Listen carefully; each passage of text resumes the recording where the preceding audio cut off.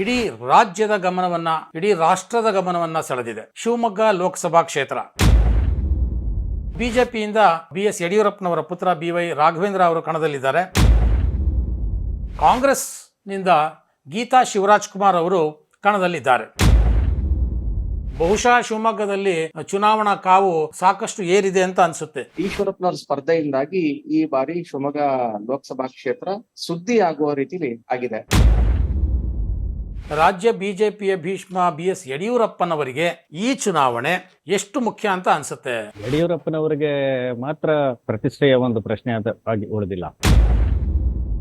So ಈಶ್ವರಪ್ಪನವರ ಪ್ರಚಾರ ಮತ್ತು ಇದರ ಸುತ್ತ ನಡೀತಾ ಇರುವಂತಹ ಚರ್ಚೆ ಹೇಗಿದೆ? ಅಂದ್ರೆ ಈಶ್ವರಪ್ಪನವರ ಸ್ಪರ್ಧೆ ಒಂದು ವಿಪರ್ಯಾಸ ಅಷ್ಟೇನೆ. ಕುಟುಂಬ ರಾಜಕಾರಣ ಅನ್ನುವಂಥದ್ದು ಯಾವ ರೀತಿ ಎಷ್ಟರ ಮಟ್ಟಿಗೆ ಮನೆ ಮಾಡಿದೆ ನೋಡಿ ಅನ್ಸುತ್ತೆ. ಯಾಕೆ ಅಲ್ಲಿ ಶಿವಮೊಗ್ಗದಲ್ಲಿ ಭಾರತೀಯ ಜನತಾ ಪಕ್ಷದ ಅಭ್ಯರ್ಥಿ ಗೆದ್ದು ಬರ್ತಾ ಇದ್ದಾರೆ?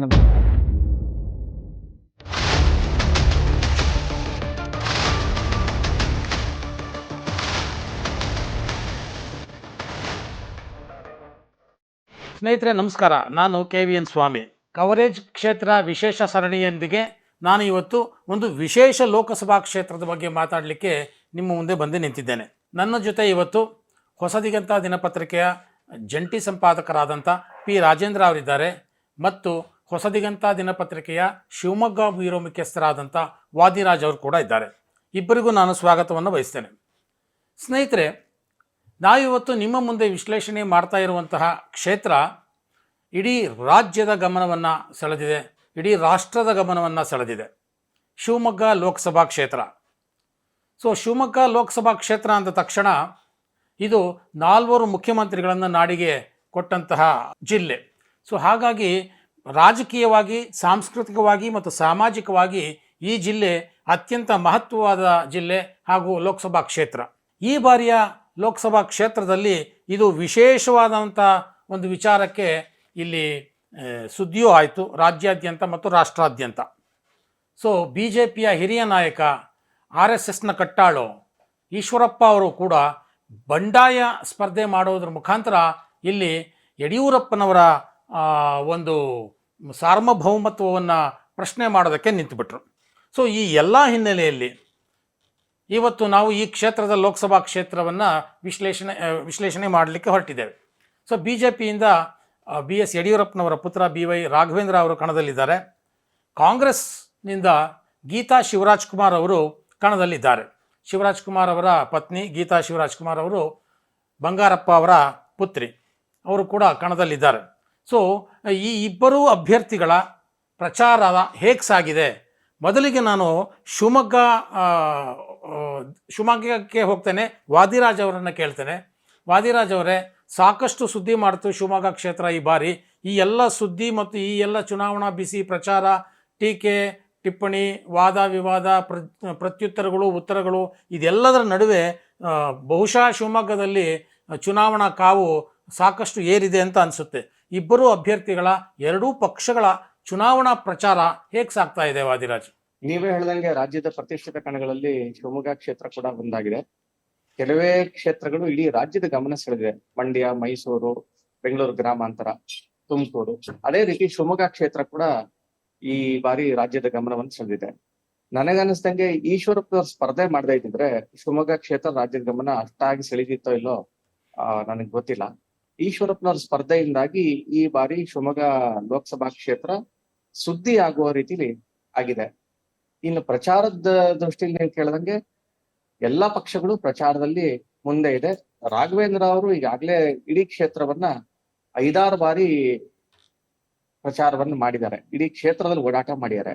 ಈಗ ಹಾಲಿ ಸಂಸದರಾಗಿರೋದ್ರಿಂದ ಅವರು ಜನರ ಜೊತೆಗೆ ಮತ್ತೆ ಕಾರ್ಯಕರ್ತರ ಜೊತೆ ನಿರಂತರವಾಗಿ ಸಂಪರ್ಕ ಇಟ್ಕೊಂಡಿರುವಂತಹ ಒಬ್ಬ ಸಂಸದ, ಜೊತೆಗೆ ಚಟುವಟಿಕೆ ಇರುವಂತಹ ಯುವ ಸಂಸದ. ಇನ್ನ ಗೀತಾ ಶಿವರಾಜ್ ಕುಮಾರ್ ಅವರು ಈ ಕ್ಷೇತ್ರಕ್ಕೆ 2ನೇ ಬಾರಿಗೆ ಬಂದು ಸ್ಪರ್ಧೆ ಮಾಡ್ತಾ ಇದ್ರು. ಈ ಹಿಂದೆ ಯಡಿಯೂರಪ್ಪನವರ ಎದುರುಗಡೆಗೆ ಅವರು JDS ನಿಂದ ಸ್ಪರ್ಧೆ ಮಾಡಿ ಪರಾಭವಗೊಂಡಿದ್ರು. ಅದಾದ ನಂತರ ನಾನು ಕಳೆದ ದಾವಣಗೆರೆ ವಿಶ್ಲೇಷಣೆ ಸಂದರ್ಭದಲ್ಲಿ ಹೇಳಿದಂಗೆ ಇಲ್ಲಿ ಕೂಡ ಮಧು ಬಂಗಾರಪ್ಪನವರ ಸಚಿವರಾದ ಮಧು ಬಂಗಾರಪ್ಪನವರಿಗೆ ಸ್ಪರ್ಧೆ ಮಾಡಬೇಕು ಅನ್ನುವಂತಹ ಒತ್ತಡ ಹೈಕಮಾಂಡ್ ನಿಂದ ಇತ್ತು. ಆ ಸ್ಪರ್ಧೆಯನ್ನ ಮಧು ಬಂಗಾರಪ್ಪನವ್ರು ನಿರಾಕರಿಸಿ ಅವರ ಸೋದರಿಗೆ ಟಿಕೆಟ್ ಅನ್ನು ತಗೊಂಡ್ಬರೋದ್ರಲ್ಲಿ ಯಶಸ್ವಿಯಾಗಿದ್ದಾರೆ. ಅದೇ ರೀತಿ ಪ್ರಚಾರದಲ್ಲಿ ಕೂಡ ಅವರು ಮಧು ಬಂಗಾರಪ್ಪನವರು ಸಕ್ರಿಯರಾಗ್ತಾರೆ. ಈ ಬಾರಿ ಕಳೆದ ಬಾರಿಗಿಂತ ಜಾಸ್ತಿಯಾಗಿ ಶಿವರಾಜ್ ಕುಮಾರ್ ಅವರು ಕೂಡ ಪ್ರಚಾರದಲ್ಲಿ ಭಾಗಿಯಾಗಿದ್ದಾರೆ, ಹಳ್ಳಿ ಹಳ್ಳಿ ಹೋಗ್ತಾ ಇದ್ದಾರೆ, ಮತವನ್ನ ಯಾಚನೆ ಮಾಡ್ತಾ ಇದ್ದಾರೆ. ಆದ್ರೆ ಬಿಜೆಪಿಯ ನೆಟ್ವರ್ಕ್ ಇಲ್ಲಿ ಸ್ವಲ್ಪ ಸ್ಟ್ರಾಂಗ್ ಆಗೇ ಇರೋದ್ರಿಂದ ಬಿಜೆಪಿ ಕಾರ್ಯಕರ್ತರು ಮನೆ ಮನೆಗೆ ಹೋಗ್ಬಿಟ್ಟು ಮೋದಿ ಅವರ ಯೋಜನೆಗಳನ್ನ ತಿಳಿಸ್ತಾ ಇದ್ದಾರೆ. ಮತ್ತೆ ಮೋದಿ ಯಾತಕ್ಕೆ ಮತ್ತೆ ಅಧಿಕಾರಕ್ಕೆ ಬರಬೇಕು, ಬಿಜೆಪಿ ಸರ್ಕಾರ ಯಾಕೆ ಅಧಿಕಾರಕ್ಕೆ ಬರಬೇಕು ಅನ್ನೋದನ್ನ ಮನವರಿಕೆ ಮಾಡ್ಕೊಡೋದಕ್ಕೆ ಮತ್ತೆ ಯಾಚನೆಯನ್ನು ಮಾಡ್ತಾ ಇದ್ದಾರೆ ಸರ್. ರಾಜೇಂದ್ರ ಅವರಿಗೆ ನಂದೊಂದು ಕುತೂಹಲದ ಒಂದು ಪ್ರಶ್ನೆ. ನಾವೀಗಾಗಲೇ ಮಾತಾಡಿದ ಹಾಗೆ BS ಯಡಿಯೂರಪ್ಪನವರ ಇದು ಭದ್ರಕೋಟೆ, ಒಂದು ರೀತಿಯಲ್ಲಿ ರಾಜ್ಯ BJPಯ ಭೀಷ್ಮ ಪಿತಾಮಹ ಅಂತ ಕರೆದ್ರು ಏನು ನಾವು ಅದನ್ನು ಸೂಕ್ತವಾದಂಥ ಪದವಿ ಅಂತ ಅನಿಸುತ್ತೆ. ಸೊ ಹೀಗಾಗಿ ರಾಜ್ಯ BJPಯ ಭೀಷ್ಮ BS ಯಡಿಯೂರಪ್ಪನವರಿಗೆ ಈ ಚುನಾವಣೆ ಎಷ್ಟು ಮುಖ್ಯ ಅಂತ ಅನಿಸುತ್ತೆ ರಾಜೇಂದ್ರ ಅವರು? ಯಡಿಯೂರಪ್ಪನವರಿಗೆ ಮಾತ್ರ ಇದು ಪ್ರತಿಷ್ಠೆಯ ಒಂದು ಪ್ರಶ್ನೆ ಆಗಿ ಉಳಿದಿಲ್ಲ. ರಾಜ್ಯದ ಬಿಜೆಪಿ ಮತ್ತು ಬಿಜೆಪಿಯ ಶಕ್ತಿ ಮತ್ತು ಶಕ್ತಿಶಾಲಿಯ ಸಂಘಟನೆ ಇವೆಲ್ಲವೂ ಕೂಡ ಇದರಲ್ಲಿ ಅಡಕವಾಗಿದೆ ಅಂತ ನಾವು ಹೇಳಬೇಕಾಗತ್ತೆ. ಇಡೀ ಕರ್ನಾಟಕದ ಒಂದು ರಾಜಕಾರಣವನ್ನು ನೋಡೋದಾದ್ರೆ ಶಿವಮೊಗ್ಗ ಕ್ಷೇತ್ರದಲ್ಲಿ ಬಂಗಾರಪ್ಪನವರು ಕೂಡ ದಾಖಲೆ ಮಟ್ಟದಲ್ಲೇ ಗೆದ್ದು ಬರ್ತಾರೆ. ಅದು ಸಮಾಜವಾದಿನ ನೆಲ. ಅದು ಶಾಂತವರಿ ಗೋಪಾಲಗೌಡರು, ಕೋಣದೂರು ಲಿಂಗಪ್ಪ ಮತ್ತೆ ಕಾಗೋಡು ಅಂತಹ ಸತ್ಯಾಗ್ರಹಗಳೆಲ್ಲ ನಡೆದಿರ್ತಕ್ಕಂಥ ಒಂದು ಸ್ಥಳ. ಅದು ಬಹಳ ಸಂಕೀರ್ಣವಾದಂತಹ ಒಂದು ಪ್ರದೇಶ. ಅದು ಬಂಗಾರಪ್ಪನವರು 3 ವಿವಿಧ ಪಕ್ಷಗಳ ಒಂದು ಇದರಿಂದ ಸಂಸತ್ತಿಗೆ ಆಯ್ಕೆಯಾಗಿ ಬರ್ತಕ್ಕಂಥ ಒಬ್ಬ ಸಂಸದರು. ಹಾಗೇನೆ ಅಲ್ಲೂ ಕೂಡ ಒಂದು ಕುಟುಂಬ ರಾಜಕಾರಣವನ್ನು ನಾವು ಸ್ಪಷ್ಟವಾಗಿ ಕಾಣ್ತಕ್ಕಂಥದ್ದು. ಬಹಳ ಮುಖ್ಯವಾಗಿ ಇಲ್ಲಿ ರಾಘವೇಂದ್ರ ಸ್ಪರ್ಧೆ ಮಾಡ್ತಾರೆ ಅನ್ನೋದಕ್ಕಿಂತ ಮುಖ್ಯವಾಗಿ ಯಡಿಯೂರಪ್ಪನವರ ಒಂದು ನಿಜವಾದ ಒಂದು ಶಕ್ತಿ ಮತ್ತೆ ನಿಜವಾದ ಒಂದು ಸಂಘಟನೆ ಮತ್ತು ಪಕ್ಷದಲ್ಲಿ ಇದುವರೆಗೆ ಭಾರತೀಯ ಜನತಾ ಪಕ್ಷದಲ್ಲಿ ಅವರು ತೊಡಗಿಸ್ಕೊಂಡಿರ್ತಕ್ಕಂಥ ಎಲ್ಲ ಶಕ್ತಿಯು ಈಗ ಅದು ಹೊರಹೊಮ್ಮಬೇಕಾಗುತ್ತೆ. ಕ್ಷೇತ್ರದಲ್ಲಿ ಕಾದು ನೋಡಬೇಕಾಗಿದೆ. ಶಿವಮೊಗ್ಗ ಲೋಕಸಭಾ ಕ್ಷೇತ್ರದಲ್ಲಿ ಅವರಿಗೆ ಅನಿರೀಕ್ಷಿತವಾದಂತಹ ಒಂದು ಸವಾಲು ಎದುರಾಗಿದೆ. ಯಾಕೆಂತ ಹೇಳಿದ್ರೆ ತಮ್ಮ ಜೊತೆಯಲ್ಲೇ ಕೆಲಸ ಮಾಡಿದಂತಹ ಆಪ್ತ ಮಿತ್ರ, ಸಹೋದ್ಯೋಗಿ, ಸಹಪಾಠಿ ಈಶ್ವರಪ್ಪನವರು ಅನಿರೀಕ್ಷಿತವಾಗಿ ಈಗ ಕಣದಲ್ಲಿ ಉಳಿದಿರ್ತಕ್ಕಂಥ ಹಿನ್ನೆಲೆಯಲ್ಲಿ ಇದು ಒಂದು ರೀತಿಯಲ್ಲಿ ಬಿಜೆಪಿಯ ಸಂಘಟನೆ ಮತ್ತು ಬಿಜೆಪಿಯ ಮತ ಬ್ಯಾಂಕುಗಳಿಗೂ ಕೂಡ ಎಲ್ಲೋ ಒಂದು ಕಡೆ ಒಂದು ರೀತಿಯಾದಂತಹ ಒಂದು ಸವಾಲಾಗಿದೆ. ಕಾದು ನೋಡಬೇಕು ಮತದಾರರು ಇವೆಲ್ಲವನ್ನೂ ಮೀರಿ ಭಾರತೀಯ ಜನತಾ ಪಕ್ಷದ ಅಭ್ಯರ್ಥಿಗೆ ಮತ ಕೊಡ್ತಾರೋ ಅಥವಾ 2ನೇ ಸಾರಿ ಕಣದಲ್ಲಿರ್ತಕ್ಕಂಥ ಬಂಗಾರಪ್ಪನವರ ಪುತ್ರಿ ಶಿವರಾಜ್ ಕುಮಾರ್ ಅವರ ಪತ್ನಿ ಗೀತಾ ಶಿವರಾಜ್ ಕುಮಾರ್ ಅವರನ್ನು ಪ್ರಿಫರ್ ಮಾಡ್ತಾರೆ ಅಂತಕ್ಕಂಥದ್ದು ಬಹಳ ಬಹಳ ಆಸಕ್ತಿಕರವಾದಂಥ ವಿಷಯ ಅಂತ ಹೇಳಬೇಕಾಗುತ್ತೆ ಸ್ವಾಮಿ. ವಾದಿರಾಜ, ಇಲ್ಲಿ ಬಹಳ ಕುತೂಹಲ ಕೆರಳಿಸಿರುವಂಥ ವಿಚಾರ ಅಂತಂದರೆ ನಾವಾಗಲೇ ಹೇಳಿದಾಗೆ ಈಶ್ವರಪ್ಪನವರ ಸ್ಪರ್ಧೆ ಈ ರಾಜ್ಯದ ಜನಕ್ಕೆ ಒಂದು ರೀತಿಯ ಕುತೂಹಲ, ಮತ್ತು ಅಲ್ಲಿನ ಕ್ಷೇತ್ರ ಜನಕ್ಕೆ ಮತ್ತೊಂದು ರೀತಿಯ ಕುತೂಹಲ. ಈಶ್ವರಪ್ಪ ಅವರು ಮೊದಲನೇದಾಗಿ ಗೆಲ್ತಾರೋ ಗೆಲ್ಲಲ್ವೋ, ಒಂದು ವೇಳೆ ಸೋತ್ರೆ ಎಷ್ಟು ಮಾರ್ಜಿನಲ್ಲಿ ಸೋಲ್ತಾರೆ, ಒಂದು ವೇಳೆ ಅವರು ಎಷ್ಟು ಮತಗಳನ್ನು ತಗೋಬೋದು, ಆ ಮತಗಳು ಯಾರಿಗೆ ಅದು ಅಪಾಯಕಾರಿ ಆಗುತ್ತೆ, ಈ ರೀತಿ ಹಲವಾರು ಚರ್ಚೆಗಳು ನಡೀತಾ ಇದೆ ಅಂತ ಅನಿಸುತ್ತೆ. ಸೊ ಈಶ್ವರಪ್ಪನವರ ಪ್ರಚಾರ ಮತ್ತು ಇದರ ಸುತ್ತ ನಡೀತಾ ಇರುವಂಥ ಚರ್ಚೆ ಹೇಗಿದೆ ಶಿವಮೊಗ್ಗದಲ್ಲಿ? ತುಂಬಾ ಮೂಲಭೂತವಾಗಿ ಹೇಳಬೇಕು ಅಂತಂದ್ರೆ ಈಶ್ವರಪ್ಪನವರ ಸ್ಪರ್ಧೆ ಒಂದು ವಿಪರ್ಯಾಸ ಅಷ್ಟೇನೆ. ಯಾಕೆಂದ್ರೆ ಈಶ್ವರಪ್ಪನವರು ಬಿಜೆಪಿಯ ಮತ್ತೆ ನೀವೇ ಹೇಳ್ದಂಗೆ ಸಂಘ ಪರಿವಾರದ ಕಟ್ಟಾಳು. ಯಾವತ್ತೂ ಪಕ್ಷದ ವಿಚಾರದಲ್ಲಿ ಅವರು ಸಿದ್ಧಾಂತದ ವಿಚಾರದಲ್ಲಿ ರಾಜಿ ಆದಂತಹ ಮನುಷ್ಯ ಅಲ್ಲ. ಆದ್ರೆ ಇಲ್ಲಿ ತುಂಬಾ ಗಮನಿಸಬೇಕಾದಂತಹ ವಿಚಾರ ಏನು ಅಂತಂದ್ರೆ ಈ ಲೋಕಸಭಾ ಟಿಕೆಟ್ ಅನೌನ್ಸ್ ಆಗಕ್ಕಿಂತ ಮುಂಚೆ ವಿಜೇಂದ್ರ ಅವರನ್ನ ಈ ರಾಜ್ಯಾಧ್ಯಕ್ಷರನ್ನಾಗಿ ಘೋಷಣೆ ಮಾಡಿದಾಗ ಇದೇ ಈಶ್ವರಪ್ಪನವರು ಬಿಜೆಪಿಗೆ ಒಂದು ಯುವ ನಾಯಕತ್ವ ಬೇಕಿತ್ತು, ವಿಜೇಂದ್ರ ಅಂತಹ ನಾಯಕತ್ವ ಬೇಕಿತ್ತು, ಡ್ಯಾಶಿಂಗ್ ನಾಯಕತ್ವ ಬೇಕಿತ್ತು ಅನ್ನೋಂತ ಸ್ಟೇಟ್ಮೆಂಟ್ ಅನ್ನು ಮಾಡ್ತಾರೆ. ಅದಾದ ನಂತರ ಟಿಕೆಟ್ ಅನೌನ್ಸ್ ಆಗೋ 15 ದಿನ ಮುಂಚೆ ಒಂದು ಚುನಾವಣಾ ಪ್ರಚಾರ ಸಭೆಯಲ್ಲಿ ಬಿಜೆಪಿ ಚುನಾವಣಾ ಪ್ರಚಾರ ಸಭೆಯಲ್ಲಿ ರಾಘವೇಂದ್ರ ಅವರಂತಹ MP ಗೆಲ್ಬೇಕು, ರಾಘವೇಂದ್ರಂತಹ ಅಭಿವೃದ್ಧಿ ಮಾಡಿರುವಂತಹ MP ನಾನು ನೋಡೇ ಇಲ್ಲ ಅನ್ನುವಂತಹ ಮಾತನ್ನ ಆಡಿರ್ತಾರೆ. ಆದ್ರೆ ಯಾವಾಗ ಹಾವೇರಿಲಿ ತಮ್ಮ ಪುತ್ರನಿಗೆ ಟಿಕೆಟ್ ತಪ್ಪತ್ತೆ ಅವಾಗ ಅವರು ರೆಬೆಲ್ ಆಗ್ತಾರೆ ಈಶ್ವರಪ್ಪನವರು. ಈ ಹಿನ್ನೆಲೆಯಲ್ಲಿ ಈಶ್ವರಪ್ಪನವರ ಉದ್ದೇಶ ಸ್ಪಷ್ಟವಾಗಿ ರಾಜ್ಯದ ಜನತೆ ಕೂಡ ಅರ್ಥ ಆಗಿದೆ, ಶಿವಮೊಗ್ಗದಲ್ಲಿ ಕಾರ್ಯಕರ್ತರಿಗೆ ಕೂಡ ಅರ್ಥ ಆಗಿದೆ. ಈಶ್ವರಪ್ಪನವರು ತಮ್ಮ ಕುಟುಂಬಕ್ಕೆ ಟಿಕೆಟ್ ಸಿಕ್ಕಿಲ್ಲ ಅನ್ನೋ ಕಾರಣಕ್ಕಾಗಿ ಪಕ್ಷದ ವಿರುದ್ಧ ಇವತ್ತು ಸ್ಪರ್ಧೆಯನ್ನು ಮಾಡ್ತಾ ಇದ್ದಾರೆ ಅನ್ನುವಂಥದ್ದು ಬಹಳ ನೀಟಾಗಿ ಅರ್ಥ ಆಗಿದೆ ಜನಕ್ಕೆ.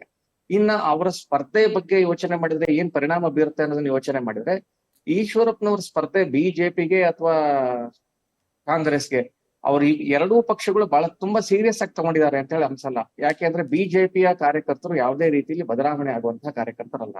ಈಶ್ವರಪ್ಪನವರು ಸ್ವಂತ ಅವರು ತಾಕತ್ತಿದೆ ಅನ್ನೋದಾಗಿದ್ರೆ ಮೋದಿ ಅವ್ರ ಭಾವಚಿತ್ರವನ್ನು ಬಿಟ್ಟು ಅವ್ರು ಮಾಡಿರುವಂತಹ ಕೆಲಸಗಳನ್ನ ಹೇಳ್ಕೊಂಡು ಓಟನ್ನು ಕೇಳಬೇಕಿತ್ತು. ಇವತ್ತು ಅವರು ಕೂಡ ಮೋದಿ ಭಾವಚಿತ್ರವನ್ನೇ ಆಶ್ರಯಿಸ್ಕೊಂಡು ಚುನಾವಣೆಯಲ್ಲಿ ಮತವನ್ನು ಪಡಿಬೇಕು ಅನ್ನೋಂತ ಪ್ರಯತ್ನವನ್ನು ಮಾಡ್ತಾ ಇದ್ದಾರೆ.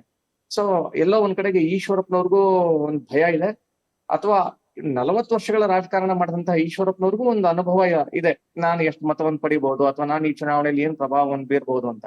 ಈಗಾಗ್ಲೇ ಅವರೇನೆ ಸ್ವತಃ ಈಶ್ವರಪ್ಪನವರೇ ಒಂದು ಪತ್ರಿಕಾಗೋಷ್ಠಿಯಲ್ಲಿ ಸ್ಟೇಟ್ಮೆಂಟ್ ಮಾಡಿದರೆ, ನಾನು ರಾಜಕೀಯ ಬಲಿದಾನವನ್ನು ಮಾಡ್ತಾ ಇದ್ದೀನಿ, ನನ್ನ ಮಗನ ಭವಿಷ್ಯವನ್ನು ನಾನು ತ್ಯಾಗವನ್ನು ಮಾಡ್ತಾ ಇದ್ದೀನಿ ಅಂತದ್ದು. ಅಲ್ಲಿಗೆ ಈಶ್ವರಪ್ಪನವ್ರಿಗೆ ಈ ಫಲಿತಾಂಶದ ಮುನ್ಸೂಚನೆ ಸಿಕ್ಕಿದೆ ಅಂತ ಹೇಳಿ ನನಗೆ ಅನ್ಸುತ್ತೆ ಸರ್. ರಾಜೇಂದ್ರ ಅವರೇ, ಇದೊಂದು ವಿಪರ್ಯಾಸ, ಒಂದು ವೈರುಧ್ಯ, ಒಂದು ಕಾಂಟ್ರಡಿಕ್ಟರಿ ಅಂತ ಅನಿಸುತ್ತೆ. ಈಶ್ವರಪ್ಪನವರು ಯಡಿಯೂರಪ್ಪನವರ ಕುಟುಂಬ ರಾಜಕಾರಣದ ವಿರುದ್ಧ ದನಿ ಎತ್ತೀನಿ ಅಂತ ಅಂದಾಗ ಅವರಿಗೆ ಯಾವ ನೈತಿಕ ಬೆಂಬಲವೂ ಸಿಗದೇ ಇರೋದಕ್ಕೆ ಬಹುಶಃ ಕಾರಣ ಈಶ್ವರಪ್ಪನವರು ದನಿ ಎತ್ತಿದ್ದು ಕೂಡ ತಮ್ಮ ಕುಟುಂಬ ರಾಜಕಾರಣದ ಭವಿಷ್ಯದ ಬಗ್ಗೆಯೇ. ಸೊ ಹಾಗಾಗಿ ಇಲ್ಲಿ ಈಶ್ವರಪ್ಪನವರ ಕುಟುಂಬ ರಾಜಕಾರಣವೂ ಕೂಡ ಅಲ್ಲಿ ಎಲ್ಲೋ ಒಂದು ರೀತಿಯಲ್ಲಿ ಮತದಾರರ ಮನಸ್ಸಿನಲ್ಲಿ ಕೂತಿದೆ ಅಂತ ಅನಿಸುತ್ತೆ. ಸೊ ಹಾಗಾಗಿ ಈ ಕುಟುಂಬ ರಾಜಕಾರಣ ಅನ್ನುವಂಥದ್ದು ಯಾವ ರೀತಿ ಎಷ್ಟರ ಮಟ್ಟಿಗೆ ಮನೆ ಮಾಡಿದೆ ನೋಡಿ ಅನ್ಸುತ್ತೆ ರಾಜೇಂದ್ರ ಅವರು. ರಾಜಕೀಯದಲ್ಲಿ ಪದೇ ಪದೇ ನಾಯಕರು ಹೇಳ್ತಕ್ಕಂತ ಒಂದು ಮಾತನ್ನ ನಾವಿಲ್ಲಿ ಜ್ಞಾಪಿಸ್ಕೋಬೇಕಾಗುತ್ತೆ. ನಾವೇನು ರಾಜಕೀಯದಲ್ಲಿ ಸನ್ಯಾಸತ್ವ ತಗೊಂಡಿಲ್ಲ, ನಾವೇನು ರಾಜಕಾರಣದಿಂದ ದೂರ ಇಲ್ಲ, ಇಂಥ ಈ ಮಾತುಗಳು ಮೇಲ್ಮೇಲೆ ನಮಗೆ ಕೇಳ್ಬರ್ತಕ್ಕಂಥ ಒಂದು ಸಂಗತಿಗಳು. ನಿಜ, ಶಿವಮೊಗ್ಗ ಅಂತ ಕ್ಷೇತ್ರದಲ್ಲಿ ಭಾರತೀಯ ಜನತಾ ಪಕ್ಷಕ್ಕೆ ಈಶ್ವರಪ್ಪ ಮತ್ತು ಯಡಿಯೂರಪ್ಪನವರ ಕೊಡುಗೆ ಎಷ್ಟು ಅಂತ ಹೇಳಿದ್ರೆ ಅದನ್ನು ನಾವು ತೂಕ ಮಾಡ್ಲಿಕ್ಕೆ ಸಾಧ್ಯ ಇಲ್ಲ, ಅಳತೆ ಮಾಡ್ಲಿಕ್ಕೆ ಸಾಧ್ಯ ಇಲ್ಲ. ಹೀಗಾಗಿ ಇಬ್ಬರು ಕೂಡ ಬಹಳ ಪಾರ್ಟಿಗೋಸ್ಕರ ದುಡಿದಂಥವ್ರು, ಅವರಿಗೆ ಆ ರೀತಿಯಾದಂತಹ ಎಲ್ಲ ಸಮಾನವಾದಂತಹ ಒಂದಿದೆ. ಎಷ್ಟೋ ಸಂದರ್ಭಗಳಲ್ಲಿ ತಮ್ಮ ಮನೆ, ತಮ್ಮ ವ್ಯಕ್ತಿಗಳಿಗಿಂತ ನಮಗೆ ಪಕ್ಷ ಮುಖ್ಯ ಅಂತ ಕೆಲಸ ಮಾಡಿದಂತಹ ವ್ಯಕ್ತಿಗಳೇ ಕೊನೆ ಕ್ಷಣದಲ್ಲಿ ಈ ರೀತಿಯಾದಂತಹ ಒಂದು ಕುಟುಂಬ ವ್ಯಾಮೋಹ, ಪುತ್ರ ವ್ಯಾಮೋಹಕ್ಕೆ ಒಳಗಾದ್ರೆ ಏನಾಗುತ್ತೆ ಅನ್ನೋದಕ್ಕೆ ಇವತ್ತು ಶಿವಮೊಗ್ಗದಲ್ಲಿ ಆಗ್ತಾ ಇರ್ತಕ್ಕಂಥ ರಾಜಕಾರಣ ಇದು ನಮಗೆ ಎದ್ದು ಕಾಣ್ತಕ್ಕಂಥ ಒಂದು ನಿದರ್ಶನ ಅಂತ ನಾವು ಹೇಳ್ಬೇಕಾಗುತ್ತೆ. ಬಹಳ ಒಂದು ಗಂಭೀರವಾದಂತಹ ಸಂಗತಿ ಏನಂತ ಹೇಳಿದ್ರೆ, ಈಶ್ವರಪ್ಪ ಅಂತವ್ರು ನಿಜವಾಗ್ಲೂ ಕೂಡ ಈ ರೀತಿ ಪಕ್ಷದ ವಿರುದ್ಧ, ಯಡಿಯೂರಪ್ಪನವ್ರ ವಿರುದ್ಧ ಅಂತಲ್ಲ, ಪಕ್ಷದ ವಿರುದ್ಧ, ಬಿಜೆಪಿ ವಿರುದ್ಧ ರೆಬಲ್ ಆಗ್ತಾರ ಅಂತಕ್ಕಂಥದನ್ನೇ ಊಹಿಸ್ಕೊಳ್ಳೋಕ್ಕೂ ಸಾಧ್ಯ ಇಲ್ಲ ಅಂತಕ್ಕಂಥ ಒಂದು ವಿಚಾರ. ಹೀಗಾಗಿ ಎಲ್ಲೋ ಒಂದು ಕಡೆ ಪುತ್ರ ವ್ಯಾಮೋಹ ಅಂತಕ್ಕಂಥದ್ದು ರಾಜಕೀಯದಲ್ಲಿ, ರಾಜಕಾರಣದಲ್ಲಿ ಅದೆಷ್ಟು ಗಟ್ಟಿ ಅಂತಕ್ಕಂಥದ್ದು ಈ ಒಂದು ಇದರಿಂದ ನಮ್ಗೆ ಕಾಣ್ತಾ ಇರ್ತಕ್ಕಂಥ ವಿಚಾರ ಸ್ವಾಮಿ ಅವರೇ.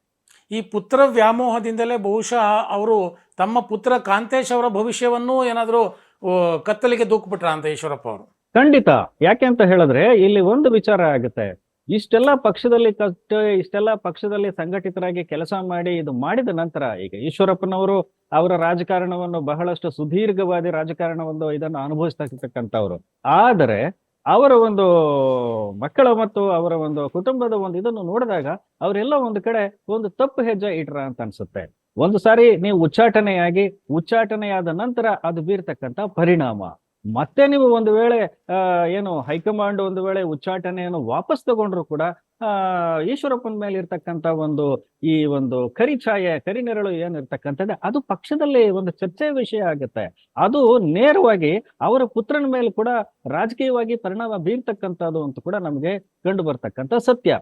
ಭಾರತೀಯ ಜನತಾ ಪಕ್ಷದಲ್ಲಿ ಈಶ್ವರಪ್ಪನವರ ಪುತ್ರ ಮುಂದೆ ಸುಗಮವಾಗಿ, ಸುಲಲಿತವಾಗಿ, ಸರಾಗವಾಗಿ ರಾಘವೇಂದ್ರ ಮತ್ತೆ ವಿಜಯೇಂದ್ರ ಮುಂದುವರೆದ ಹೇಗೆ ಮುಂದುವರಿಲಿಕ್ಕೆ ಸಾಧ್ಯ ಆಗುತ್ತೆ? ಇದೇ ಒಂದು ವಿಷಯ ಬಂದಾಗ ಯಡಿಯೂರಪ್ಪನವರು ಯಾವ ರೀತಿ ಯೋಚನೆ ಮಾಡಿದ್ರು ಅಂತಕ್ಕಂಥದ್ದನ್ನು ಕೂಡ ನಾವು ಆಲೋಚನೆ ಮಾಡ್ಬೇಕು ಅಂತಕ್ಕಂಥ ತಿಳ್ಕೋಬೇಕು.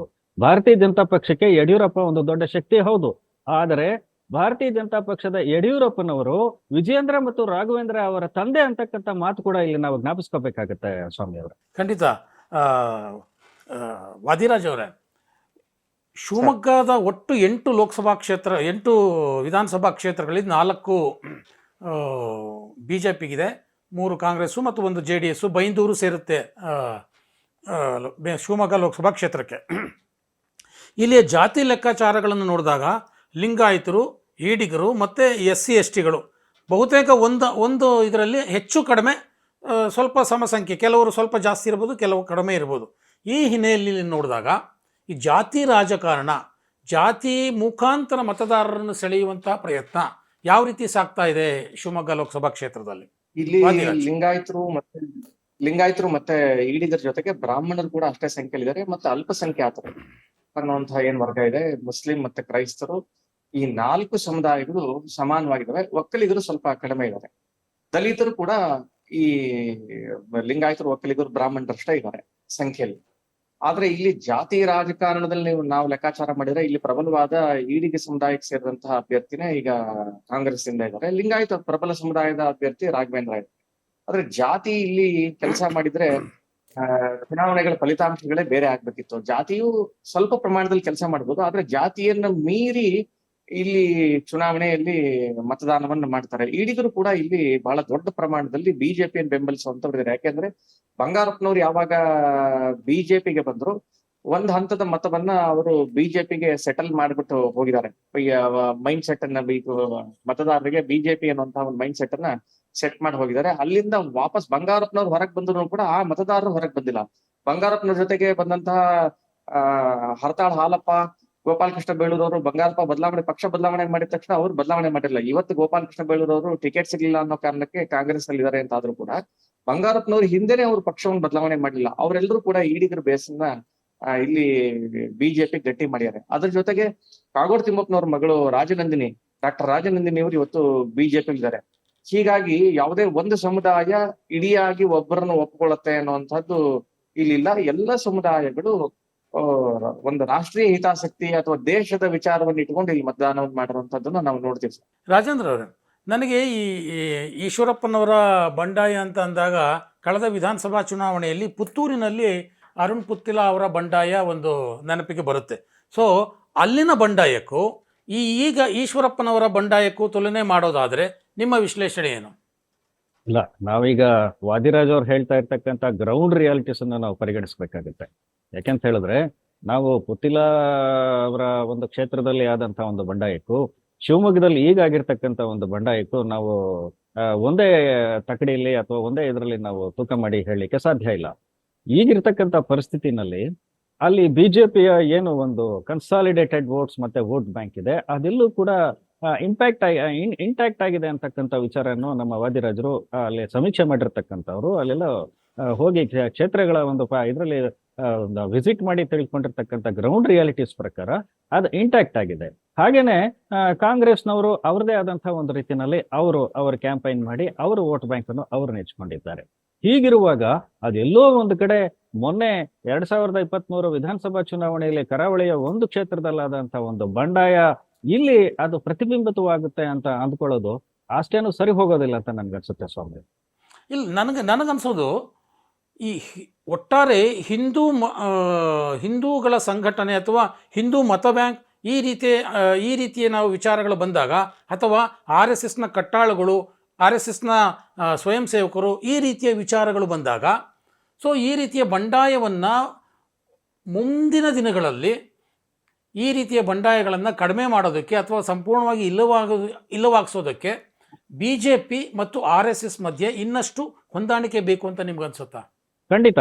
ಯಾಕೆಂತ ಹೇಳಿದ್ರೆ ಇಂಥ ಪರಿಸ್ಥಿತಿಗಳಲ್ಲಿ ಮೆಟ್ಟಿ ನಿಲ್ತಕ್ಕಂಥ ಒಂದು ಸೂತ್ರಗಳು, ಮೆಟ್ಟಿ ನಿಲ್ತಕ್ಕಂಥ ಒಂದು ಕಾರ್ಯತಂತ್ರಗಳು ಮತ್ತೆ ಅಪ್ರೋಚಸ್ ಕೂಡ ಸಾಕಷ್ಟು ಬೇಕಾಗುತ್ತೆ. ಒಂದು ಮಲೆನಾಡಿನ ಪ್ರದೇಶ, ಶಿವಮೊಗ್ಗ ಅಂತ ಪ್ರದೇಶದ ಇದುವರೆಗೆ ಒಂದು ಭಾರತೀಯ ಜನತಾ ಪಕ್ಷ ಎರಡು ಶಕ್ತಿಗಳು ಒಂದಾಗಿ ಕೆಲಸ ಮಾಡಿದಂತ ಒಂದು ಪ್ರದೇಶದಲ್ಲಿ ಇವತ್ತು ಎಲ್ಲೋ ಒಂದು ಕಡೆ ಒಂದು ವಿಭಿನ್ನವಾದಂತ ಒಂದು ಧೋರಣೆಯ ವಿಭಿನ್ನವಾದಂತ ಒಂದು ಕೂಗು ಬರ್ತಾ ಇದೆ ಅಂತ ಹೇಳಿದಾಗ, ಅದನ್ನು ನೀವು ಓವರ್ಕಮ್ ಮಾಡ್ಬೇಕಾಗಿದ್ರೆ ಬಹಳ ಸಂಘಟಿತ ಶಕ್ತಿಗಳು ಬೇಕಾಗುತ್ತೆ. ಸಂಘ ಪರಿವಾರ ಇರಬಹುದು, ಮತ್ತೆ ಭಾರತೀಯ ಜನತಾ ಪಕ್ಷದ ಮೂಲ ಕಾರ್ಯಕರ್ತರಿರಬಹುದು, ಅಥವಾ ಅಪ್ಪಟವಾಗಿ ಯಾರು ನರೇಂದ್ರ ಮೋದಿ ಸರ್ಕಾರವನ್ನು ಬೆಂಬಲಿಸ್ತಾ ಬರ್ತಾ ಇದ್ದಾರೆ ಅವರ ಅಭಿಮಾನಿಗಳಿದ್ದಾರೆ, ಅವರೆಲ್ಲರೂ ಕೂಡ ಒಟ್ಟಾಗಿ ಸಂಘಟನಾತ್ಮಕ ರೀತಿಯಲ್ಲಿ ಈಗ 8 ವಿಧಾನಸಭಾ ಕ್ಷೇತ್ರದಲ್ಲಿ ಕೆಲಸ ಮಾಡಿದರೆ ಮಾತ್ರ ಅವರು ಮೆಟ್ಟಿ ನಿಲ್ಲಕ್ಕೆ ಸಾಧ್ಯ ಆಗುತ್ತೆ. ಇಲ್ಲ ಅಂತ ಹೇಳಿದ್ರೆ ಇಲ್ಲಿ ಕಾಂಗ್ರೆಸ್ ಅಭ್ಯರ್ಥಿ ಬಹಳ ಸುಲಭವಾದ ವ್ಯಕ್ತಿ ಅಲ್ಲ. ಅವರು ಬಂಗಾರಪ್ಪನವರ ಪುತ್ರಿ, ಶಿವರಾಜ್ ಕುಮಾರ್ ಅವರ ಪತ್ನಿ, ಹಾಗೇನೆ ಕಾಂಗ್ರೆಸ್ ಪಕ್ಷದ ರಾಷ್ಟ್ರೀಯ ಪಕ್ಷವಾದಂತ ಕಾಂಗ್ರೆಸ್ ಪಕ್ಷದ ಪ್ರಬಲವಾದ ಅಭ್ಯರ್ಥಿ. ಹೀಗಾಗಿ ಇವತ್ತು ಚಾಲೆಂಜ್ ಇರ್ತಕ್ಕಂಥದ್ದು ಈ ಒಂದು ಕ್ಯಾಲ್ಕುಲೇಟೆಡ್ ಅಂಡ್ ದೆನ್ ಫ್ರಾಗ್ಮ್ಯಾಟಿಕ್ ಅಪ್ರೋಚ್ ಅದೇನಿದೆ ಅದನ್ನು ಬಿಜೆಪಿ ಮತ್ತೆ ಸಂಘಟಿತ ಶಕ್ತಿಗಳು ಮಾಡಿದರೆ ಮಾತ್ರ ನಾಳೆ ಅವರು ಮೆಟ್ಟಿ ನಿಲ್ಲಕ್ಕೆ ಸಾಧ್ಯ ಆಗುತ್ತೆ ಅಂತಕ್ಕಂಥ ವಿಚಾರ ಸ್ವಾಮಿಯವರು. ವಾದಿರಾಜ್, ಮತದಾರರ ದೃಷ್ಟಿಯಲ್ಲಿ ಈ ಅಭ್ಯರ್ಥಿಗಳನ್ನು ನೋಡೋದಾದ್ರೆ ಅಂದರೆ ಯಾವ ಅಭ್ಯರ್ಥಿಗಳ ಬಗ್ಗೆ ಮತದಾರರ ಒಲವು ನಿಲುವುಗಳು ಏನೇ ಇರಲಿ, ಆದರೆ ಸಹಜವಾಗಿ ಒಂದಷ್ಟು ಮಾತುಗಳು ಬರ್ತದೆ ಅಭ್ಯರ್ಥಿಗಳ ಬಗ್ಗೆ. ಆ ರೀತಿಯ ಮಾತುಗಳನ್ನು ನೀವು ಕೇಳಿಸ್ಕೊಂಡಾಗ ಗೀತಾ ಶಿವರಾಜ್ ಕುಮಾರ್ ಬಗ್ಗೆ ಮತದಾರರು ಆಡುವಂತಹ ಮಾತುಗಳು ಸಹಜವಾಗಿ ಯಾವ್ಯಾವ ವಿಚಾರದ ಮೇಲೆ ಕೇಂದ್ರೀಕೃತವಾಗಿದೆ ಅಂತ ಅನ್ಸುತ್ತೆ? ಸರ್, ಒಟ್ಟಾರೆಯಾಗಿ ಎಲ್ಲಾ ಅಭ್ಯರ್ಥಿಗಳ ಬಗ್ಗೆನೂ ಮತದಾರ ಅಭಿಪ್ರಾಯ ಏನಿದೆ ಅಂತಂದ್ರೆ, ಈಗ ರಾಘವೇಂದ್ರ ಹಾಲಿ MP ಈಗ ಏನು ಅಂದ್ರೆ ಆ ಲೋಕಸಭೆಯಲ್ಲಿ ಕೂಡ ಸಕ್ರಿಯವಾಗಿರುವಂತಹ ಒಬ್ಬ MP ಮತ್ತೆ ಯುವಕ ಅನ್ನುವಂತಹ ಒಂದು ಅಭಿಪ್ರಾಯ ಇದೆ. ಜೊತೆಗೆ ಶಿವಮೊಗ್ಗ ಲೋಕಸಭಾ ಕ್ಷೇತ್ರದಲ್ಲಿ 3 ಬಾರಿ MP ಆಗ್ಬಿಟ್ಟು ಒಂದು ಗುರುತಿಸಬಹುದಾದಷ್ಟು ಅಭಿವೃದ್ಧಿ ಕೆಲಸಗಳನ್ನು ಮಾಡಿದ್ದಾರೆ. ರಾಘವೇಂದ್ರ MP ಆದ್ಮೇಲೆ ರೈಲ್ವೆ ಯೋಜನೆಗಳು ಸಿಕ್ಕಾಪಟ್ಟೆ ಆಗಿದೆ. ಶಿವಮೊಗ್ಗದಲ್ಲಿ ಒಂದು ಏರ್ಪೋರ್ಟ್ ಆಗಿದೆ. ಅದಾದ ನಂತರ ಸಿಗಂದೂರು ಕನೆಕ್ಟಿವಿಟಿ ಒಂದು ಸೇತುವೆ, ಬ್ಯಾಕ್ ವಾಟರ್ ಅಲ್ಲಿ ಒಂದು ಅದ್ಭುತವಾದ ಸೇತುವೆ ನಿರ್ಮಾಣ ಕಾರ್ಯ ನಡೀತಾ ಇದೆ. ಅದಾದ್ಮೇಲೆ ಹೈವೇ ಪ್ರಾಜೆಕ್ಟ್ ಗಳು ನಡೀತಾ ಇದೆ. ಆಮೇಲೆ ಪ್ರವಾಸಿ ಯೋಜನೆಗಳು ಒಂದಷ್ಟಾಗಿದೆ. ಅಂದ್ರೆ ಅಭಿವೃದ್ಧಿ ದೃಷ್ಟಿಯಲ್ಲಿ ಕರ್ನಾಟಕದ ಮಟ್ಟಿಗೆ ಯೋಚನೆ ಮಾಡಿದ್ರೆ ರಾಘವೇಂದ್ರ ಅವರು ಬಹುಶಃ 1 in 5 ಆ ಸ್ಥಾನದಲ್ಲಿ ಬಂದು ನಿಂತ್ಕೋತಾರೆ ಅಂತ ಅನ್ಸುತ್ತೆ. ಮತ್ತೆ ಅವರು ಸಂಸದರ ನಿಧಿ ಬಳಕೆಯಲ್ಲೂ ಮತ್ತೆ ಜನರ ಜೊತೆ ಕಾಂಟ್ಯಾಕ್ಟ್ ನಲ್ಲಿ ಅಷ್ಟು ಒಳ್ಳೆಯ ಅಭಿಪ್ರಾಯ ಇದೆ. ಮತ್ತೆ ತುಂಬಾ ಒಳ್ಳೆ ಹೆಸರನ್ನು ಮಾಡಿದ್ದಾರೆ. ಆಸ್ ಎ MP ಆಗ್ಬಿಟ್ಟು ಯೋಚನೆ ಮಾಡಿದ್ರೆ ರಾಘವೇಂದ್ರ ಒಬ್ಬ ಒಳ್ಳೆ ಅಭ್ಯರ್ಥಿ ಅನ್ನುವಂತ ಅಭಿಪ್ರಾಯ ಜನರಲ್ಲಿದೆ. ಅದೇ ರೀತಿ ಗೀತಾ ಶಿವರಾಜ್ ಕುಮಾರ್ ಅವರು ಅಂತಂದ್ರೆ ಈಗ 2ನೇ ಬಾರಿ ಸ್ಪರ್ಧೆ ಮಾಡ್ತಾ ಇರೋದು. 1ನೇ ಬಾರಿ ಯಡಿಯೂರಪ್ಪನವ್ರ ವಿರುದ್ಧ ಸ್ಪರ್ಧೆ ಮಾಡಿದ್ರು. ಅದಾದ ನಂತರ ಅವರು ವಾಪಸ್ ಶಿವಮೊಗ್ಗಕ್ಕೆ ಬರ್ತಾ ಇರೋದೇ ಈಗ. ಮತ್ತೆ ಚುನಾವಣೆ ರಾಜಕೀಯ ವಿಷಯಕ್ಕೆ ಅವರು ಶಿವಮೊಗ್ಗಕ್ಕೆ ಬರ್ತಾ ಇರೋದೇ ಇವಾಗ. ಇಂಥ ಸಂದರ್ಭದಲ್ಲಿ ಆಮೇಲೆ ಗೀತಾ ಶಿವರಾಜ್ ಕುಮಾರ್ ಅವ್ರ ಪರಿಸ್ಥಿತಿನ ಅಕಸ್ಮಾತ್ ಅಭ್ಯರ್ಥಿಯಾಗಿ ನೋಡಿದ್ರೆ ಅವ್ರಿಗೆ ಪ್ರತಿಯೊಂದನ್ನು ಯಾರಾದ್ರೂ ಫೀಡ್ ಮಾಡಿದ್ರೆ ಮಾತಾಡಬಹುದು ಅನ್ನುವಂತಹ ಒಂದು ಪರಿಸ್ಥಿತಿಲಿ ಇದ್ದಾರೆ. ಹೀಗಿರುವಾಗ ಮತದಾರರು ಅಭ್ಯರ್ಥಿಯನ್ನ ತುಲನೆ ಮಾಡ್ತಾರೆ. ಯಾವ ರೀತಿ ಯಾರು ಗೆದ್ರೆ ಒಳ್ಳೇದು, ಯಾರನ್ನ ಕಳಿಸಿದ್ರೆ ಒಳ್ಳೇದು ಅಂತ. ಅದ್ರ ಜೊತೆಗೆ ಈ ಒಂದು 2 ಕುಟುಂಬ, ಬಂಗಾರಪ್ಪ ಮತ್ತೆ ಯಡಿಯೂರಪ್ಪನವ್ರ ಕುಟುಂಬಗಳ ನಡುವೆ ಒಂದು ಪಾರಂಪರಿಕವಾದ ಹೋರಾಟ ಈಗ ಒಂದು 4-5 ಚುನಾವಣೆಯಿಂದ ನಡ್ಕೊಂಡ್ ಬಂದಿದೆ. ಪ್ರತಿ ಚುನಾವಣೆಯಲ್ಲಿ ಯಡಿಯೂರಪ್ಪನವ್ರ ಕುಟುಂಬನೇ ಮೇಲ್ಗೈ ಸಾಧಿಸ್ತಾ ಇದ್ದಾರೆ. ಯಾವ ಕಾರಣಕ್ಕಾಗಿ ಅಂತಂದ್ರೆ ಯಡಿಯೂರಪ್ಪನವರು 2008ರಲ್ಲಿ ಉಪಮುಖ್ಯಮಂತ್ರಿ ಆದ ನಂತರನೇ ಶಿವಮೊಗ್ಗದಲ್ಲಿ ಒಂದು ಬಹಳ ದೊಡ್ಡ ಬದಲಾವಣೆ ಅನ್ನುವಂತಹ ಅಭಿವೃದ್ಧಿ ಕಾರ್ಯಗಳು ಶಿವಮೊಗ್ಗ ನಗರ ಮತ್ತೆ ಶಿವಮೊಗ್ಗ ಜಿಲ್ಲೆದಾಗಿದೆ. ಯಡಿಯೂರಪ್ಪನವ್ರ ಕಾರಣದಿಂದ ಆಗಿದೆ ಹೊರತು ಬೇರೆ ಇನ್ ಯಾರ್ದೋ ಕಾರಣದಿಂದಾಗಿ ಇದಾಗಿದೆ ಅಂತ ನನಗಂತೂ ಅನ್ಸಲ್ಲ ಸರ್. ಅದಕ್ಕಾಗಿ ಪದೇ ಪದೇ ಚುನಾವಣೆಗಳಾದ್ರೂ ಸ್ವತಃ ಬಂಗಾರಪ್ಪನವರೇ ಯಡಿಯೂರಪ್ಪನವ್ರ ವಿರುದ್ಧ ನಿಂತರೂ ಕೂಡ ಬಂಗಾರಪ್ಪನವ್ರು ಕೂಡ ಶಿಕಾರಿಪುರದಲ್ಲಿ ಸೋಲನ್ನು ಕಂಡಿದ್ದಾರೆ. ಈ ರೀತಿ ವಾತಾವರಣ ಇದೆ. ಇನ್ನು ಈಶ್ವರಪ್ಪನವ್ರ ದೃಷ್ಟಿಯಲ್ಲಿ ಹೇಳ್ಬೇಕು ಅಂತಂದ್ರೆ ಯಾವುದೇ ಮತದಾರರು ಅಥವಾ ಪ್ರಾಮಾಣಿಕವಾದ ಬಿಜೆಪಿ ಕಾರ್ಯಕರ್ತರು ಅಥವಾ ಸಂಘದ ಕಾರ್ಯಕರ್ತರು ಈ ತರದ ನೋಡಿದ್ರೆ ಈಶ್ವರಪ್ಪನವ್ರಿಗೆ ಇಂತಹ ಪ್ರಯತ್ನ ಈ ವಯಸ್ಸಲ್ಲಿ ಅವ್ರು ಮಾಡಬಾರ್ದಾಗಿತ್ತು, ಇಂತಹ ದುಸ್ಸಾಹಸವನ್ನ ಅವ್ರು ಮಾಡಬಾರ್ದಾಗಿತ್ತು ಅಂತ ಹೇಳಿ. ಏನು ಅಂದ್ರೆ ಕಾರ್ಯಕರ್ತರು ಮತ್ತೆ ಇರುವಂತಹ ಅಥವಾ ಸಾಮಾನ್ಯ ಜನರ ನಡುವೆ ಇರುವಂತಹ ಅಭಿಪ್ರಾಯ ಏನಂದ್ರೆ ಈಶ್ವರಪ್ಪನವರು ಸ್ವಯಂ ಆತ್ಮಹತ್ಯೆಯನ್ನು ಮಾಡ್ಕೊಂಡಿದ್ದಾರೆ, ಜೊತೆಗೆ ಅವರ ಮಗನನ್ನು ಕೊಲೆ ಮಾಡಿದ್ದಾರೆ ರಾಜಕೀಯವಾಗಿ ಅನ್ನುವಂತ ಒಂದು ಅಭಿಪ್ರಾಯ ಇದೆ. ವಾದಿರಾಜ್, ನನಗೊಂದು ಕುತೂಹಲ, ಹ್ಯಾಟ್ರಿಕ್ ಹೀರೋ ಶಿವರಾಜ್ ಕುಮಾರ್, ಶಿವಣ್ಣ ಅವರಿಗೆ ಅಲ್ಲಿನ ಮತದಾರರಿಂದ ಸಿಗ್ತಿರುವಂತಹ ಸ್ಪಂದನೆ ಹೇಗಿದೆ? ಇದ್ರ ಬಗ್ಗೆ ಮಾತಾಡ್ಬೇಕು ಅಂದ್ರೆ ತುಂಬಾ ವಿಷಾದ ಮತ್ತೆ ಬೇಸರ ಕೂಡ ಆಗುತ್ತೆ. ಏನು ಅಂದ್ರೆ ಶಿವರಾಜ್ ಕುಮಾರ್ ಅವರು ಈ ರಾಜ್ಯ ಕಂಡಂತಹ ಅತ್ಯಂತ ಮೇರು ನಟದ ಒಂದು ಕುಟುಂಬದ ಮಗ. ಅವರು ರಾಜ್ಕುಮಾರ್ ಅವ್ರ ಮಗ. ಅವ್ರಂತವ್ರು ಏನು ಅಂದ್ರೆ ಅವರು ಅವ್ರದೇ ಆದಂತಹ ಅವ್ರಿಗೊಂದು ಡಿಗ್ನಿಟಿ ಇದೆ, ಮತ್ತೆ ಅವ್ರಿಗೆ ಆದಂತಹ ಒಂದು ಗೌರವ ಇದೆ. ಬಂದ್ಬಿಟ್ಟು ಬೀದಿಗೆ ಬಂದು ಈ ಪ್ರಜಾಪ್ರಭುತ್ವ ವ್ಯವಸ್ಥೆಯಲ್ಲಿ ಯಾರಾದ್ರೂ ಮತವನ್ನು ಕೇಳಬೇಕು, ಇದೆಲ್ಲ ಸರಿ. ಆದ್ರೆ ಶಿವರಾಜ್ ಕುಮಾರ್ ಅವ್ರನ್ನ ಒಬ್ಬ ನಟನಾಗೆ ನೋಡ್ತಾ ಇದಾರೆ ಹೊರತು ರಾಜಕಾರಣಿಯಾಗಿ ಅವರು ಯಾರು ಮತದಾರರು ಕೂಡ ನೋಡ್ತಾ ಇಲ್ಲ. ಎಲ್ಲೋದ್ರೂ ಒಂದು ಹಾಡು ಹೇಳಿ ಅಂತ ಹೇಳ್ತಾರೆ, ಒಂದು ಡ್ಯಾನ್ಸ್ ಮಾಡಿ ಅಂತ ಹೇಳ್ತಾರೆ. ಅವ್ರು ಏನು ಅಂದ್ರೆ ಅವ್ರಿಗೆ ಇಷ್ಟ ಇದೆಯೋ ಇಲ್ಲೋ ಅವ್ರು ಅದನ್ನ ಮಾಡ್ಬೇಕಾದ ಪರಿಸ್ಥಿತಿ ಬಂದಿದೆ. ಯಾಕೆಂದ್ರೆ ಮಾಡದೇ ಇದ್ರೆ ಅದು ಬೇಸರ ಆಗುತ್ತೆ ಮತದಾರರಿಗೆ ಅಂತ.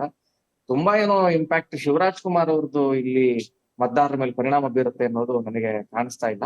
ಬಟ್ ಇಲ್ಲಿ ಅಭಿವೃದ್ಧಿಯೇ ಮಾನದಂಡ, ಅಭಿವೃದ್ಧಿಯನ್ನು ಯೋಚನೆ ಮಾಡ್ತಾರೆ. ಮತ್ತೆ ಸಂಸತ್ತಿಗೆ ಯಾರು ಹೋದ್ರೆ ಕೆಲಸ ಆಗತ್ತೆ ಅನ್ನೋದನ್ನ ಜನ ಯೋಚನೆ ಮಾಡ್ತಾರೆ. ಇದೊಂದು ಪ್ರಜ್ಞಾವಂತರ ನಾಡು ಇದು ಶಿವಮೊಗ್ಗ ಅನ್ನುವಂಥದ್ದು. ಕುವೆಂಪು ಅಂತ ಆ ತರದ ಪ್ರಜ್ಞಾವಂತರು ಹುಟ್ಟಿರುವಂತಹ ಭೂಮಿ.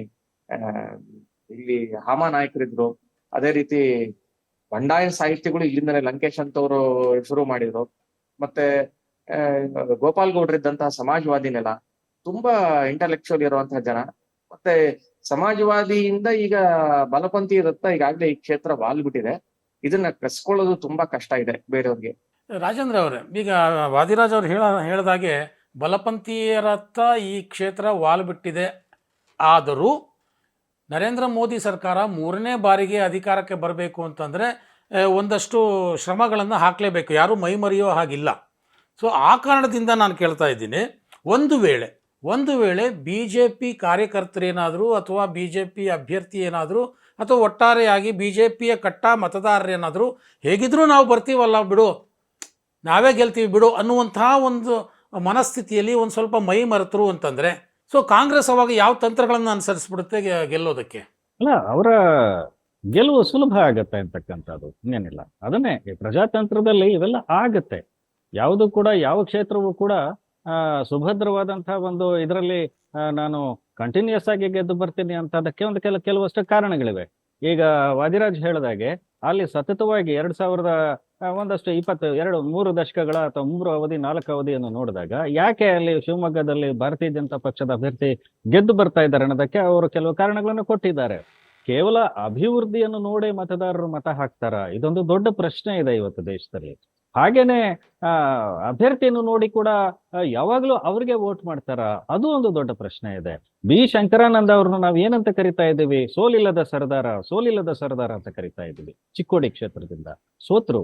ಇಂದಿರಾ ಗಾಂಧಿ ಅಂತವ್ರು ಕೂಡ ಈ ದೇಶದಲ್ಲಿ ಸೋತಂತಹ ನಿದರ್ಶನಗಳಿವೆ. ವಾಜಪೇಯಿ ಅಂತವ್ರು ಕೂಡ ಈ ದೇಶದಲ್ಲಿ ಸೋತಂತಹ ನಿದರ್ಶನಗಳಿವೆ. ಹಾಗಾಗಿ ಯಾರು ಕೂಡ ಚುನಾವಣೆ ಅಂತಕ್ಕಂತ ಒಂದು ಸಮಯದಲ್ಲಿ ಅತಿ ಆತ್ಮವಿಶ್ವಾಸದಿಂದ ಏನಾದರೂ ನಾವು ಲೆಕ್ಕಾಚಾರ ಹಾಕಿದ್ರೆ ತಪ್ಪಾಗತ್ತೆ.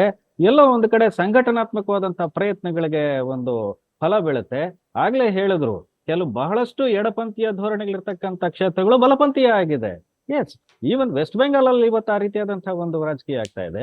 ಬಿಹಾರಲ್ಲಿ ಆ ರೀತಿಯಾದಂತಹ ಒಂದು ರಾಜಕೀಯ ನಾವು ಕಾಣ್ಬೋದು. ಜಾರ್ಖಂಡ್ ಮತ್ತೆ ಬೇರೆ ಛತ್ತೀಸ್ಗಢ ಅಂತ ಒಂದು ಪ್ರದೇಶಗಳಲ್ಲಿ ಎಲ್ಲೆಲ್ಲಿ ಇವತ್ತು ಆ ರೀತಿಯಾದಂತ left oriented concept, political concept ಇತ್ತು, ಅವೆಲ್ಲ ರೈಟ್ ಓರಿಯೆಂಟೆಡ್ ಆಗಿ ಕನ್ವರ್ಟ್ ಆಗ್ತಾ ಇರೋದ್ರಲ್ಲಿ ಆಶ್ಚರ್ಯ ಇಲ್ಲ. This is the verdict of the people of the democracy. ಇದನ್ನ ನಾವು ಒಪ್ಕೋಬೇಕಾಗತ್ತೆ.